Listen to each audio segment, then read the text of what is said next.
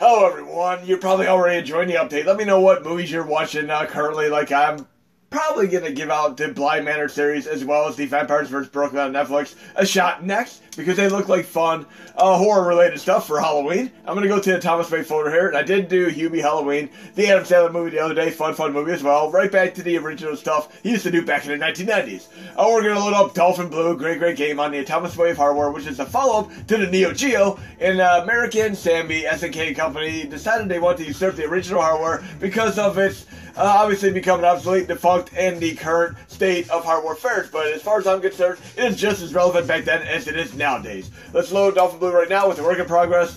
We're going to do Sega Flycast Xtreme Amped. And again, this might change in the final release. I'm trying to work out as far as I can, stability-wise. This is a game that is notorious for crash issues, so I'm going to show you pretty much how you can run this game and play it all the way through and get to the end. We're going to do Turbo Boost mode activate, Turbo Fire mode activate, better optimizations, performance speed, etc.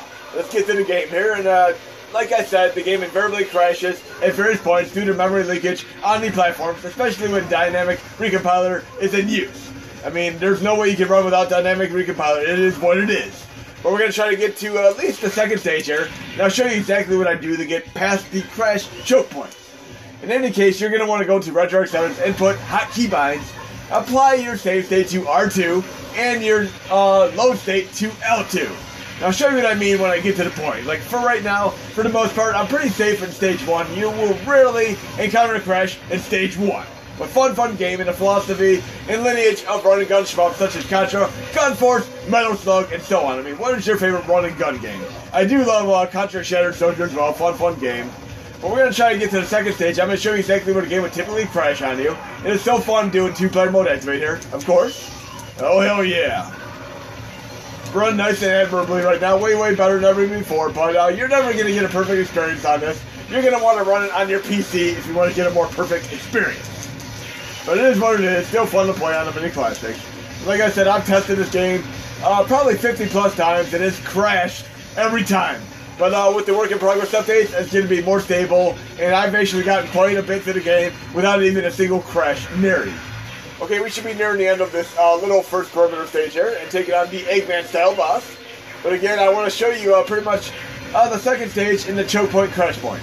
And I like how that boss is pretty much in the background during the stage. And of course, like in Darius Gate and etc., where they always have the bosses foreshadowed in the background.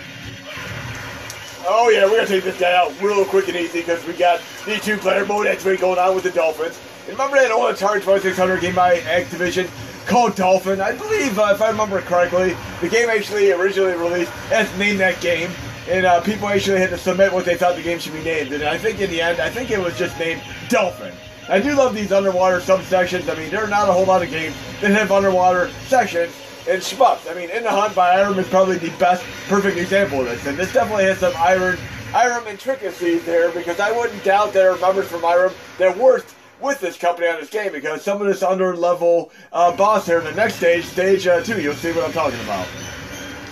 Okay, let's take on the Dr. Eggman boss here, and probably even go back to like old stuff like Superman, Lex Luthor in the mecha suit. I mean, what is your first experience ever in mecha suits? I mean, aside from like anime, etc., what is your first example of it? I think Superman, probably 1980s for me. Obviously, we have like Macross as well. Macross, I think, goes back to the 1970s. Oh, so far so good here. Eggman's almost done here. Take on the Dolphin boost mode activator. And how many games do you know that actually have dolphins in them, for real? I mean, we have Echo the Dolphin, Echo the Dolphin of the Future, Echo Dolphin Jr., and of course, Defender of the Future, the one on PS2 and Dreamcast, which is a fun game as well. And the same people made Jaws Unleashed, which is a fun game. Oh, hell yeah. And I like the Manhunter game, which is similar to Jaws Unleashed, but it feels like it's an upgrade to it. Okay, let's continue here. Should be nearing the end of this first boss here. There we go. Oh, hell yeah. Now we're going to be in the second stage where we're going to have a choke point. Again, I have save point applied to R2 and load point applied to L2. And again, you can push the start button to revert those. I'll show you how to do that when I'm done with this video, of course. And then we're getting to the next stage here. And like I said, this game is likely going to crash in the second stage. Okay. Okay, let's get past this part. I'll show you exactly where the game would typically crash. Once you play the game a few times, you'll be aware of the memory leakage and where you need to be safe beyond reasonable doubt with. Awesome game here. Run pretty damn awesome. Turbo fire mode activate, turbo boost mode activate, as well as 2-player mode activate. And I love this intricacies of the underwater boss subsection here. It kind of reminds me of like the stages 4 and 5 of our type with that crazy bosses. I love that stuff. That was like probably one of the first games that ever had like a multifaceted boss. And this part right here, without turbo fire, I probably wouldn't be able to destroy this in time. I'd probably end up losing a life. But great 2-player mode activate game without a doubt.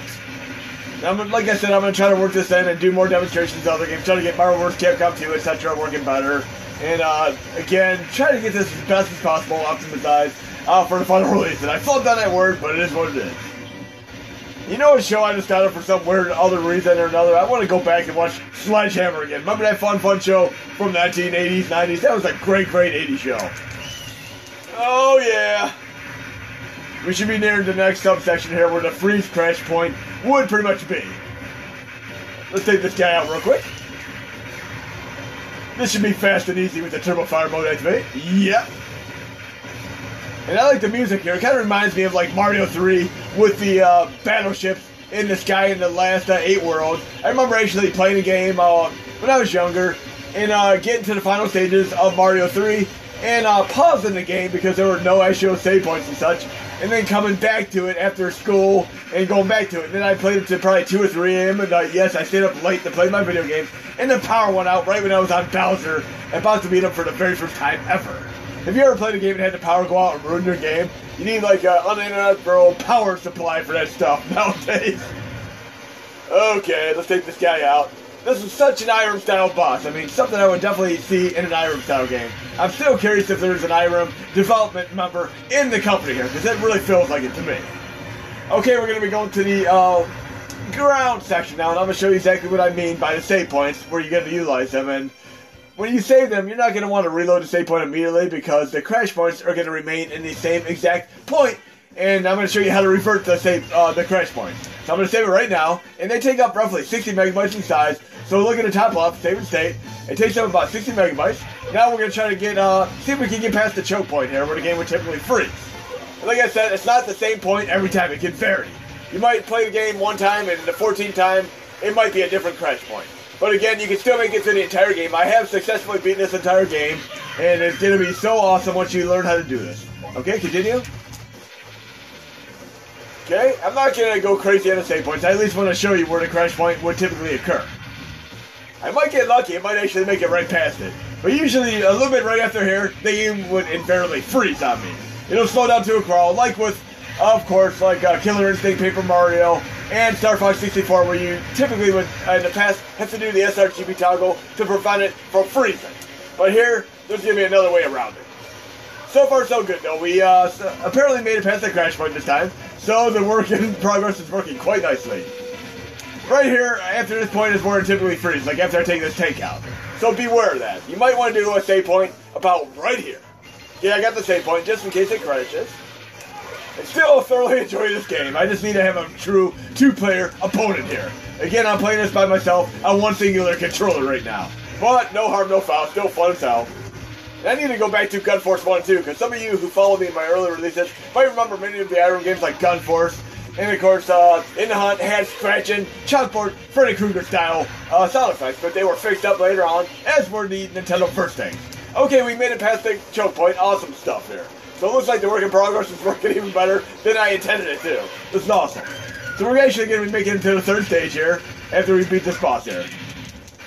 Oh, hell yeah. And I've never ever made it past this in earlier updates, by the way. I mean, you invariably crash about every time you try playing this game. So the memory is actually pretty nice right now. Now I'm going to show you exactly where the save points and load points are in the hotkey inputs. If I can get past this here, I need my Gatling gun. And how many movies do you know that have Gatling guns? They're always so fun when they show up in movies. There's probably a whole wiki category with Gatling guns. Okay, let's get to the next section here. Now, I believe if I remember correctly, when I played this on PC, we're probably going to be getting to like a Robert Englund style Mangler boss here. Here we go. Yep. need to watch that Mangler 1 and 2 again, but Robert Englund was a fun character in the Mangler horror movie. That is a definite obscure movie. And the Mangler is actually based off of a Stephen King short story. I mean, there's so many Stephen King short stories that you may have never even seen or known or been aware of. And Lawnmower Man is not truly one of them. That movie with Jeff Fahey is not based off of a Stephen King story. It's a completely different story there. Continue, yeah! Take this boss out, and then we're going to make a save point in the third stage. And I'll come back to it. Like I said, well, I'm going to show you what to do if the game does freeze or crash on you. I'm going to show you exactly what you're going to need to do. Just follow my lead completely. Once I beat this boss, I'll show you what to do if you end up having the game crash on you. Okay, losing one too many lives here. I need to focus. Come on, Turbo Boost mode activate. You can do it. Jeez. I need to actually hold to the right and make the Dolphins go against this guy. Oh, wow. Definitely a quarter muncher here. Kind of like when you got to the end of Simpsons 4-player mode activate in the arcade and you take on the first boss. You end up losing all your quarters, but you can get up to the boss quite easily up to that point. And I accidentally pushed life plus stars there. Oh, we're almost done. There we go. Now we're going to get to the third stage here, and I'm going to show you how I make a save point again and how I can load it. And again, just pretend for an instant that we actually have the game crash on us. Okay, third stage, mode activate. And I might do one more gameplay demonstration after this, because I have more fun stuff to showcase. And love this Turbo Fire mode activate. That is so fun to play. And I'm a big Strider fan, and I like Cannon Dancer, which is a game made by the developers who made the original Strider as well. It's not Strider 2, which USA Gold made on Mega Drive. It's a completely different company, and they made a spiritual successor to it called Cannon Dancer. So right now, I'm actually going to save the game, R2. Now, say for instance, the game freezes right here. Don't try loading your save state, like I can load it right now. Don't load your save state. What you're going to want to do if the game actually does freeze and crash and burn on you is actually just simply restart RetroArch. Just do that. You're going to completely clear the memory, and then you're going to pretty much reset where the crash point is. Then I'm going to reload the game completely right now. And once I'm in game, watch what happens there. So restart RetroArch after you have the game freeze or crash on you. And I'm going to push load state, and look, I'm right back where I am. So you just do a combination of this, and you will be able to beat the game quite easily. And then if you want to have the save points, go into RetroArch settings, input, hotkey binds, and right here we have save state, which I push X on, and I can push it to R2. Load state, I have set to L2. You might want to leave load state disabled in case you accidentally push it while you're getting in the nitty-gritty of the awesome on-screen shenanigans. So I can push start to revert it and just have save state for now. And be careful, make sure you don't save it when the game's freezing or crashing, because once you get to that crash point and you save it, you're stuck there. So make sure you actually, once you do save points, basically just restart RetroArch and go back to that load point like this. X. There we go. Resume. And I can tap it again. I'm right back in action again. Hell yeah. Well, yes, awesome game there. And let's do one more game real quick. Let's go to low content. Oh, actually, I have it right in my playlist there. We're going to do the awesome Strider style game called Roadsaber. And we're going to run this with SNES 9X 2010 Xtreme, which has no slowdown. So this will be probably the last game I showcase in this video. And if you're a Strider fan like me, you'll be right at home with this awesome game. I did a Strider video probably a while back, and I'm going to link to it in the description. And, of course, we have Strider 1 Arcade, Strider 1 for NES, which is a similar game to Metroidvania style. And Capcom did the same thing where they made, of course, Strider and Bionic Commando, completely different games for Nintendo, as well as the arcade. But the actual company that made Strider Arcade actually also made the follow-up spiritual successor called Cannon Dancer, which runs great on MAME 2003 Xtreme. We also have the, of course, Strider 2 by USA Gold on Mega Drive, which is a completely different game and a black sheep in the series, and the Strider Reboot Remake, which I absolutely love, for PS3, Xbox 360, Xbox One, and PS4. And who knows if they ever made it to Switch, but fun game. And 2-player mode activate, Turbo Fire mode activate, and this is so awesome. And we're running with not MAME 2003, SNES 9X 2010 Xtreme, so we have zero slowdown in this game. It's a nice challenge, taking on a game that you previously played, and try to do a 2-player mode activate. And this Turbo Fire mode activate definitely ups the ante here. And I got this in a bargain bin way back at Suncoast, along with another great game, which is in my top called SOS. That is a great, great game. It feels like a Titanic adventure where you try to get through the entire game within an hour and rescue as many people as you can. I used to have so much fun messing around in that game. It's still a great, great game. It's actually the first game I ever added to the SNES Classic when we modified that with RetroArch. That and Pilot Wings, which are probably two of my favorite games. And then I put like Super Punch-Out as probably my third favorite game on the system. But SOS is a great adventure game made by Vic Tokay of Go-Go 13 fame. Check that out. And I found out a few days ago, I didn't even really place this, but there's another game called Secret Ties, which is actually pretty much in the Go-Go 13 series. I didn't even think of that, but it feels like a Castlevania Ninja Gaiden-inspired affair. It is not as slow paced as your typical Go-Go 13 game. So definitely check out Secret Ties if you've never played it before, and laugh at the crazy, crazy music, which sounds like it's straight out of Castlevania when you play it. Oh, I love this. And look, it even makes sound effects just like in Strider. And you even have like mini bosses like in Strider. This is crazy. But yes, if you've played Strider, play Roadsaber, you'll be right home. This is an awesome, awesome game, especially with 2-player mode activate and Turbo Fire mode activate. It looks like your character even parachutes just like in Strider. I really want to go back to the reboot. I don't think I've actually beaten it on the hardest difficulty yet. I really want to, though. And the arrows actually tell you where to go, kind of like in Strider as well. In Strider 2 Arcade, if you're going to run it, don't run it on the main or Final Bird Alpha course. Play it strictly on the PlayStation 1 version. It is actually on the disc 1 and 2 of that repertoire. It's awesome.